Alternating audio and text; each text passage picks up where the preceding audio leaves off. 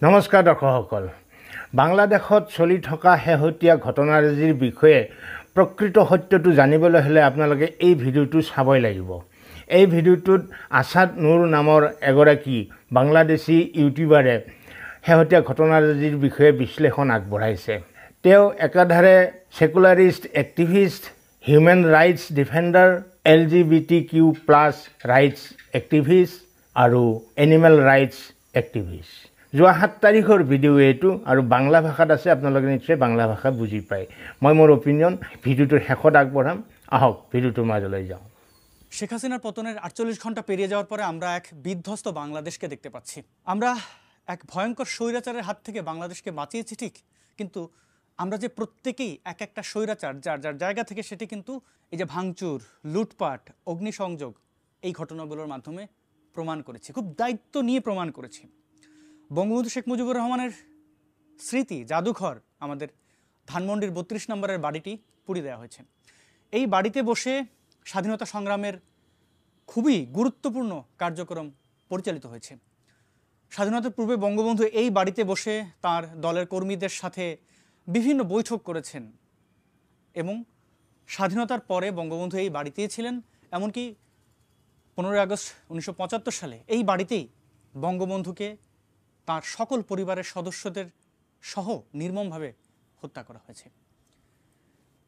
আমাদের মুক্তিযুদ্ধের অসংখ্য দলিল, যেগুলো আসলে দ্বিতীয় কপি নেই, এই দলিলগুলো ছিল এই বাড়িটিতেই, আমরা পুড়িয়ে দিয়েছি। আমরা এরকম জঘন্য অপরাধের মাধ্যমে কি প্রমাণ করেছি? এক একজন আমরা মুক্তিযোদ্ধা। এই যে আমরা বলছি, কারণ আমি বিশ্বাস করি এই অপরাধ যে সংঘটিত হয়েছে সেখানে আমারও দায় রয়েছে। আমি একজন বাংলাদেশের নাগরিক হিসেবে ব্যর্থ হয়েছি এই ধরনের সন্ত্রাসী কর্মকাণ্ড প্রতিরোধ করার ক্ষেত্রে। প্রিয় বন্ধুগণ, মুক্তিযোদ্ধাদের যত ধরনের ভাস্কর্য ছিল প্রায় সব ধ্বংস করে দেওয়া হয়েছে। বঙ্গবন্ধু শেখ মুজিবুর রহমানের ভাস্কর্যগুলোর কথা আর কী বলবো। ওদের ভাঙচুর থেকে বাদ যাচ্ছে না সিনেমা হল, বাদ যাচ্ছে না শিশু একাডেমি, বাদ যাচ্ছে না মুক্তিযুদ্ধের সাথে সম্পৃক্ত কোনো স্থাপনাই। ঢাকা বিশ্ববিদ্যালয়ের হলগুলোতে ভারতে চলে যাওয়ার জন্য ইঙ্গিত করছে কাদের বলা হচ্ছে যে ভারত মামার বাড়ি।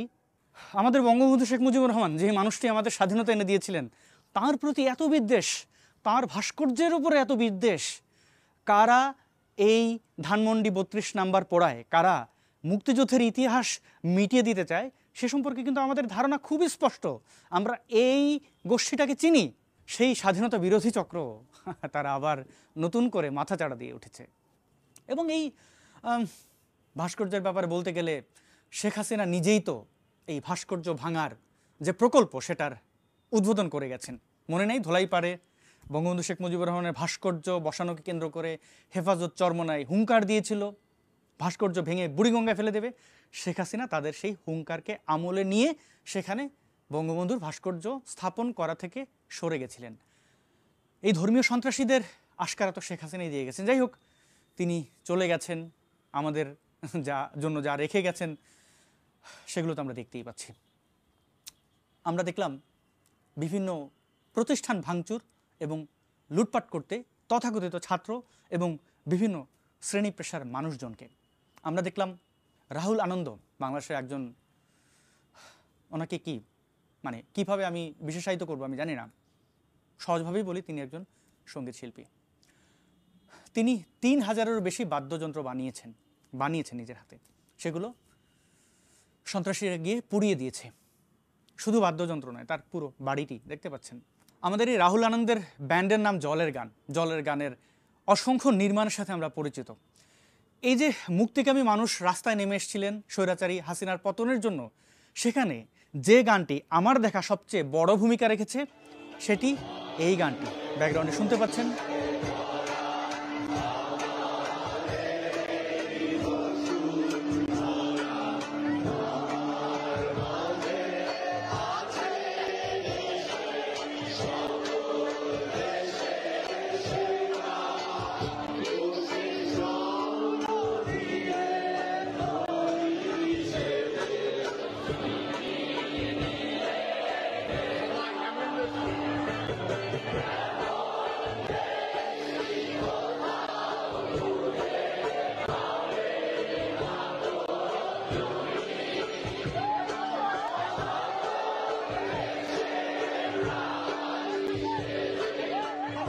হ্যাঁ, দ্বিজেন্দ্রলাল রায়ের ধনধান্য পুষ্পে ভরা আমাদের এই বসুন্ধরা, এই গানটি এই আন্দোলনকে চাঙ্গা করার জন্য, ছাত্রদের প্রফুল্ল রাখার জন্য, দেশপ্রেমের প্রতি উদ্বুদ্ধ করার জন্য বড় একটা ভূমিকা রেখেছিল। সেই গানটি রাহুল আনন্দের।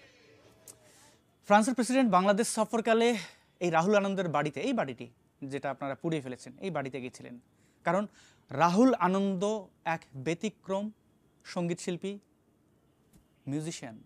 আমি বলছি না তিনি বাংলাদেশের শ্রেষ্ঠ, আমি অবশ্যই সকল আমাদের ব্যান্ড মিউজিকের সাথে যুক্ত বা আধুনিক গানের সাথে যুক্ত রবীন্দ্রসঙ্গীত শিল্পী, নজরুল গীতি যারা করছেন তাদের সকলের প্রতি সম্মান রেখে বলছি যে রাহুল আনন্দ ব্যতিক্রম বলে ফ্রান্সের প্রেসিডেন্ট, তিনিও আসলে এই গান বাজনা এগুলোকে খুব পছন্দ করেন, তিনি তার বাড়িতে গেছিলেন।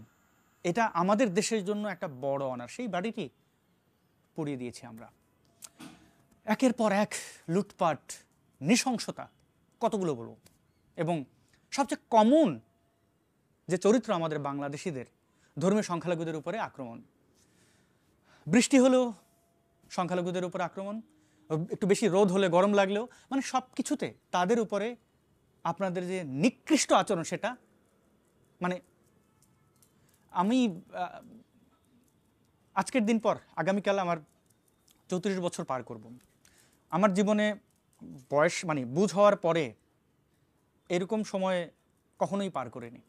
কয়েকদিন ধরে ঘুমোতে পারছি না, ঘুমোচ্ছি, ঘুম থেকে উঠে আবার ফোন দেখছি যে আমার দেশটা কেমন আছে, আমার দেশের মানুষ কেমন আছেন। মানে 1-2 ঘন্টা বোধহয় সর্বসাকুল্যে ঘুমোচ্ছি। প্রতিদিন দেখতে পাচ্ছি বাংলাদেশের ধর্মীয় সংখ্যালঘুদের মধ্যে বিশেষ করে হিন্দু ধর্মাবলম্বীদের বাড়িঘর লুটপাট করা হচ্ছে। এবং এই লুটপাটের ঘটনাকে নির্লজ্জভাবে অনেকেই এড়িয়ে যাওয়ার চেষ্টা করছেন, গোপন করার চেষ্টা করছেন। তাদের মধ্যে অন্যতম গোবিন্দ প্রামাণিক। শেখ হাসিনার পদত্যাগের পরে এদেশের হিন্দু সম্প্রদায় মনে করেছিল যে তাদের উপর বিশাল একটা হামলা, লুটপাট, অগ্নিসংযোগের ঘটনা ঘটবে। কিন্তু গতকাল বিকালেই বিএনপি এবং জামাতের নেতারা তাদের নেতৃবৃন্দকে হিন্দুদের বাড়িতে হামলা, লুটপাট, অগ্নিসংযোগ যাতে না হয় এবং প্রত্যেক মন্দিরে যাতে পাহারা দেয় সেই ব্যবস্থা করার নির্দেশ দেয়। এবং গতকাল থেকে আমরা দেখেছি সেই পাহারা দিয়েছে।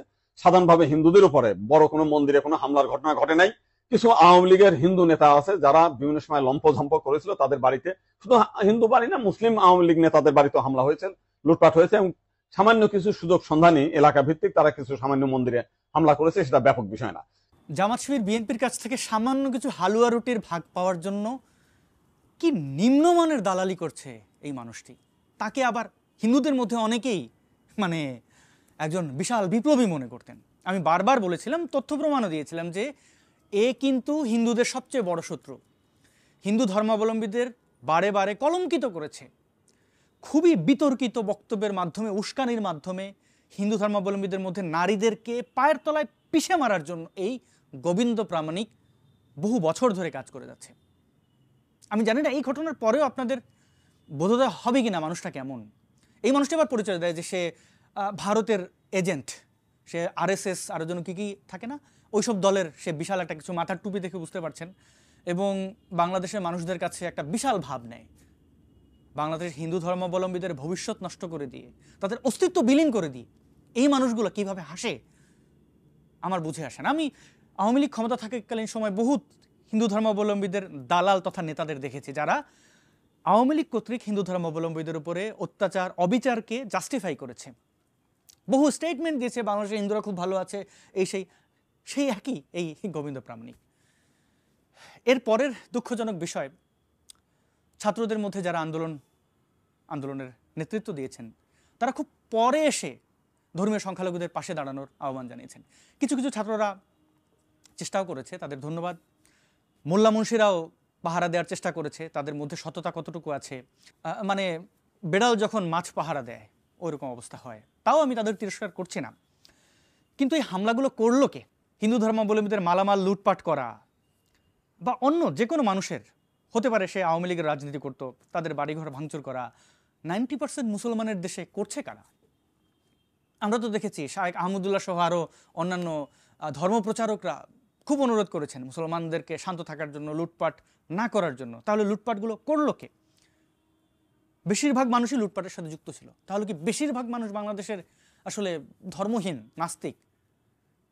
এই যে মসজিদ, মন্দির, পেগোডা এগুলো নিয়ে সবার আতঙ্ক, কে কারটা ভেঙে ফেলবে। বাংলাদেশে হিন্দুদের মন্দির পাহারা দিতে হচ্ছে, এগুলো ভাঙতে যায় কে? কোনো নাস্তিক গেছে? কোনো নাস্তিকের কাছে কোনো ধর্মীয় উপাসনালয় অনিরাপদ? কোনো নাস্তিকের জন্য কখনোই কোনো উপাসনালয় পাহারা দিতে হয়েছে? আপনারা কি মহান ধার্মিক! আড়াল করা হচ্ছে এই বলে যে হিন্দুরা ভালো আছেন, খুব বেশি কিছু হয়নি, সামান্য। বাস্তবতা কি তাই? আমরা বর্ডারে হাজারো মানুষের লাইন দেখতে পাচ্ছি, গাট্টি বস্তা কিছুই নেই, শুধুমাত্র জীবন নিয়ে তারা পালিয়ে যাওয়ার চেষ্টা করছেন। দেখুন তো এই দুই পাশে, তাদের গায়ে ঠিকঠাক কাপড় চোপড়ও নেই, হতদরিদ্র মানুষজন চেষ্টা করছেন জীবন বাঁচানোর। মাতৃভূমি ছেড়ে কখন মানুষ, এই দৃশ্যগুলো আপনারা দেখতে পারেন এবং এই দৃশ্যগুলো গোপন করতে পারেন। আমাদের সবাই ইচ্ছা আমরা এদেশে থাকবো না, আমরা এদেশের যে সংখ্যালঘু আমরা নির্যাতিত হচ্ছি, আমাদের পূজা মন্দির ভেঙে দিচ্ছে, আমাদের বাড়িঘর লুটরাজ করছে, রাত্রিতে আমরা থাকতে পারছি না। আমরা সবাই একমতে, আমরা সবাই একমতে এদেশে আমাদের নিরাপত্তা নেই, আমরা সবাই একমত, আমাদের নিরাপত্তা নেই, এদেশে থাকবো না।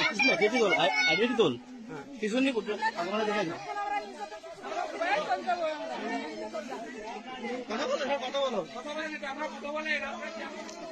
আমরা এদিকে থাকবো না, আমরা এদিকে থাকবো না। সমস্যাটা কি আপনাদের? সমস্যা আমার বিশাল সমস্যা, আমরা এদেশে বসানো হবে না হিন্দুকে। এই জমি জমা অর্থবিত্ত রেখে আপনারা রাখেন কি করে?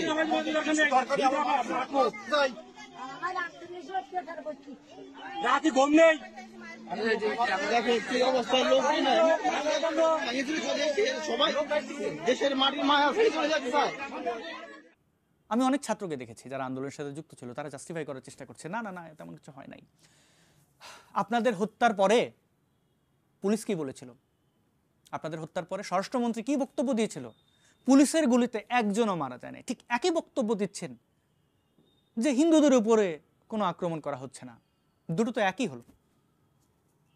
অপরাধ স্বীকার করে, অন্যায়গুলো ঘটছে সেটাকে রেকগনাইজ করে প্রতিরোধ গড়ে তুলুন। কেন এত দেরি হবে? এখানে একটা বিশাল চক্রান্ত আছে বলে আমার মনে হচ্ছে, আমি একটু পরে আসছি। এই যে মানুষগুলো আমাদের পার্শ্ববর্তী দেশ ভারতে আশ্রয় নেওয়ার চেষ্টা করছেন, তাদেরকে আশ্রয় দেওয়ার জন্য ভারতের সর্বসাধারণকে, ভারতের সরকারকে অনুরোধ করব। অনেক ভারতীয়রাই এটাকে ভালোভাবে নেন না, যে ভারত কি দরজা খুলে বসে আছে নাকি, আমরা কেন আশ্রয় দেবো, এই করব।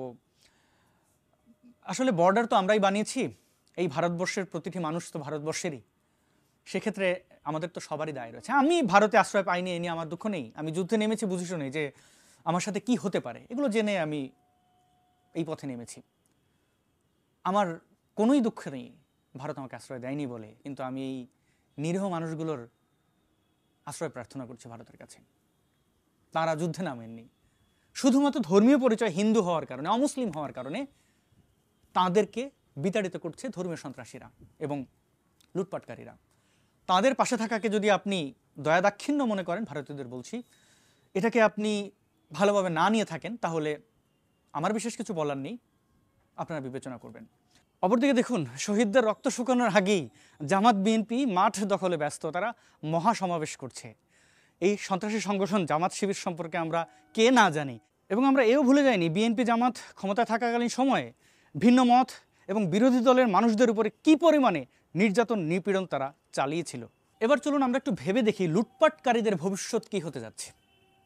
আওয়ামী লীগের সন্ত্রাসীরা কি করেছে এই দেশে আমরা তা জানি। তাদের দুর্নীতি, টাকা চুরি, টাকা পাচার, ভিন্ন মতের, ভিন্ন রাজনৈতিক আদর্শের মানুষদের উপরে দমন পীড়ন চালানোর যে ঘটনাগুলো, সেগুলোর জন্য যেই সরকার ফর্ম করুক, ডক্টর ইউনূস থেকে শুরু করে যেই হন না কেন, অবশ্যই তাদের শাস্তির আওতায় আসতে হবে। এই 15 বছরের লুটপাট সব কিছুই তো লিপিবদ্ধ আছে। আপনারা দেখতে পেয়েছেন সেই সন্ত্রাসী হাসান মাহমুদ, যে কিনা বৌদ্ধদের জমি জমা দখল করে নিয়েছিল, আমার সাথে নির্মম আচরণ করেছে, তাকে এয়ারপোর্টে আটক করা হয়েছে, পলককে আটক করা হয়েছে।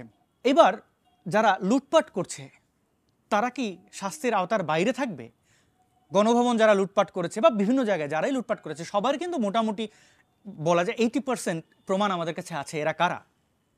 ছবি সহ, ভিডিও সহ। ইউনূস ৪৮ ঘন্টা হয়ে যাওয়ার পরেও কেন আসছেন না দেশে? তিনি তার পদ কেন গ্রহণ করছেন না? যেহেতু সবাই তাকে চাইছে, বোঝাই যাচ্ছে। তিনি কি কোনো সুযোগ নিতে চান? আমার কাছে কোনো প্রমাণ নেই, আমার কাছে কোনো তথ্য নেই, শুধুমাত্র ধারণা থেকে বলছি যে তিনি এত দেরি করছেন। তিনি কি চাইছেন যে হিন্দু ধর্মাবলম্বীদের উপর লুটপাট হোক, সরকারি বিভিন্ন প্রতিষ্ঠান ভাঙচুর হোক? কারণ সেনাবাহিনীর দেওয়া বিভিন্ন নাম্বার, যেখানে ফোন করে আপনি অভিযোগ করতে পারেন কোথায় কি ঘটছে, কারা হামলা করছে, সেই নাম্বারগুলোতে আজকে সারাদিন বাংলাদেশে যারাই যোগাযোগ করার চেষ্টা করেছেন, আমার পরিচিত প্রায় ১০০ জনের বেশি আমাকে বলেছেন যে তারা যোগাযোগ করতে পারেননি, ফোন কল তোলা হচ্ছে না, কোনো সাহায্য সেনাবাহিনী করছে না। এই নিষেধাজ্ঞা কেন? সেনাবাহিনী চাইলে থানা, মানে পুলিশ স্টেশনগুলো নিরাপত্তা দিতে পারে। সেনাবাহিনী চাইলেই ধর্মীয় সংখ্যালঘুদের বাড়িঘর, এগুলো নিরাপত্তা দেওয়া খুব কঠিন কিছু না। করছে না কেন? ডক্টর মোহাম্মদ ইউনূস কি চাইছেন যে আওয়ামী লীগকে তো তিনি তথ্য প্রমাণের ভিত্তিতে তাদের আকাম কুকাম থেকেই ধরতে পারবেন, যারা বিএনপি জামাত বা এই মোল্লা মুন্সি আছে তাদের ধরতে গেলে তো অপরাধ করাতে হবে, তো তারা এই যে অপরাধগুলো করছে এরপরে তাদের এই অপরাধে ধরবে, মামলা দেবে, জেলে পাঠাবে, মানে মাঠে আর কেউ থাকলো না। এটাই চাইছেন কি ডক্টর মোহাম্মদ ইউনূস? যদি চেয়ে থাকেন নিরীহ মানুষদের রক্তের উপর দাঁড়িয়ে আপনি যদি এই ধরনের কোনো অসৎ উদ্দেশ্য নিয়ে থাকেন, হাসিনার মতোই হবে আপনার অবস্থা। আমি আপনাকে অবশ্যই ওয়েলকাম করছি, আপনি সম্মানিত একজন মানুষ, আপনি অধ্যাপক এবং আপনি নোবেল বিজয়ী, কিন্তু এই নীরব সমর্থন কেন সন্ত্রাসীদের এই কাজগুলো করতে কেন দেওয়া হচ্ছে? আমি রাজনীতির লোক নই, রাজনৈতিক বিশ্লেষকও নই, আমার আশঙ্কা থেকে এই প্রশ্নগুলো করলাম।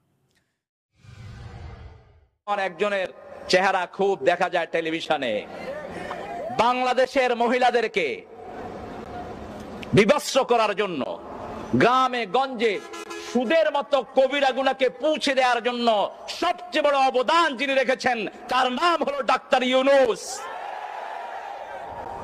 সুদ এত বেশি কোন ব্যাংকে নাই যত বেশি গ্রামীণ ব্যাংকে, এবং এই সুদ দিয়ে তিনি মানুষের বাড়িঘর ভেঙে নিয়েছেন। এটার অসংখ্য নজির আছে।